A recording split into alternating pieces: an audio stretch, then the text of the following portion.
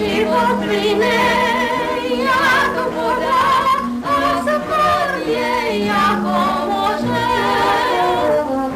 Každý k moři dopluje, někdo dříve a někdo později.